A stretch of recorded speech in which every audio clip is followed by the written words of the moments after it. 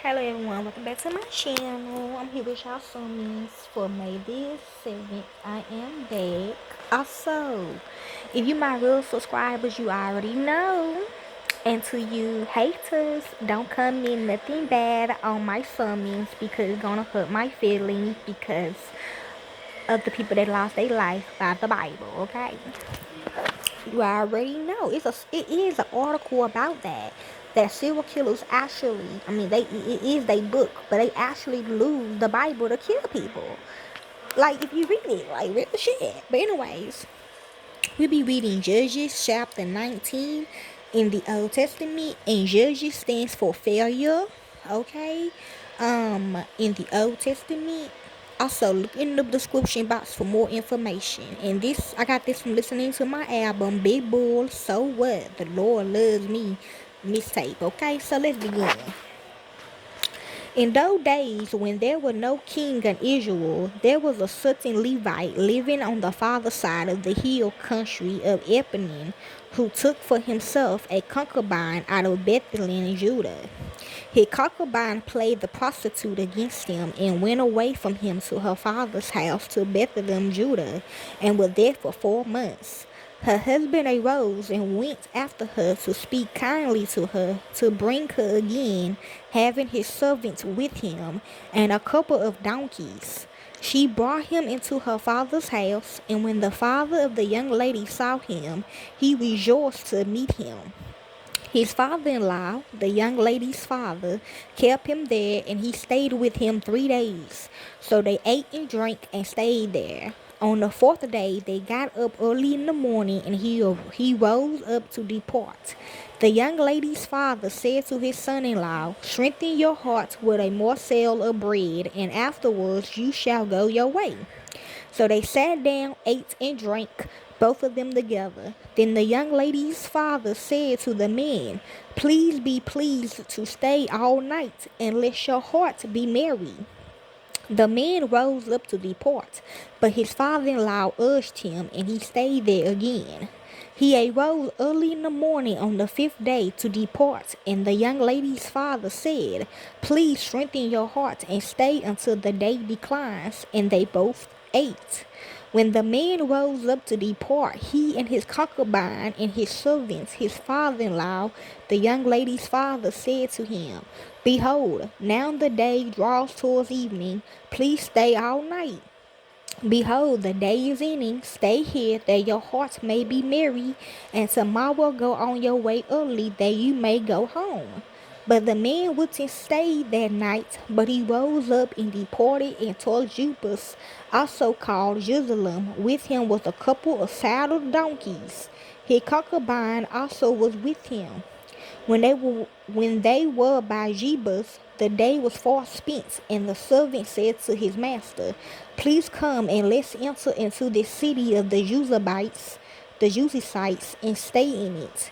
His master said to him, "We won't enter into the city of a foreigner that is not of the children of Israel, but we will pass over to Gibeah." He said to his servants, "Come and let's draw near to one of these places, and we will lodge in Gibeah or in Ramah." So they passed on and went their way, and the sun went down on them near Gibeah, which belongs to Benjamin. They went over there to go and to stay in Gibeah. He went in and sat down in the street of the city, for there was no one who took them into his house to stay. Behold, an old man came from his walk out of the field at evening. Now the man was from the hill country of Ephraim, and he lived in Gibeah, but the men of the place were Benjamites. He lifted up his eyes and saw the wayfaring man in the streets of the city, and the old man said, "Where are you going? Where do you come from? He said to him, "We are passing from Bethlehem, Judah, to the farther side of the hill country of Ephraim.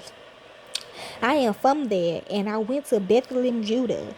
I am going to the Lord's house, and there is no one who has taken me into his house. Yet there is both straw and feed for our donkeys, and there is bread and wine also for me and for your servants, and for the young man who is with your servants. There is no lack of anything." The old man said, "Peace be to you. However, let me supply all your needs. Just don't sleep in the streets." So he brought him into his house and gave the donkeys fodder. Then they washed their feet and ate and drank. As they were making their hearts merry, behold, the men of the city, certain wicked fellows, surrounded the house, beating at the door, and they spoke to the master of the house, the old man, saying, "Bring out the man who came into your house, that we can have sex with him." The man, the master of the house, went out to them and said to them, "No, my brothers, please don't act so wickedly. Since this man had come into my house, don't do this folly. Behold, here is my virgin daughter and his concubine. I will bring them out now, humble them, and do with them what seems good to you. But to this man, don't do any such folly." But the men wouldn't listen to him. So the man laid hold of his concubine and brought her out to them. And they had sex with her and abused her all night until the morning. When the day began to dawn, they let her go. Okay? Then the woman came in the dawning of the day and fell down at the door of the man's house, where her Lord was, until it was light.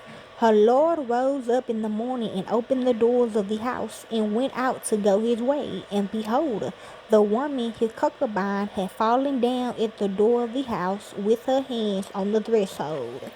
He said to her, "Get up and let's get going." But no one answered. Then he took her on the donkey, and the man rose up and went to his place. When he had come into his house, he took a knife and cut up his concubine and divided her, limb by limb, into 12 pieces, and sent her throughout all the borders of Israel. It was so that all who saw it said, "Such a deed has not been done or seen from the day that the children of Israel came up out of the land of Egypt to this day. Consider it, take counsel, and speak." Okay, that's Judges chapter 19 in the Old Testament. Enjoy.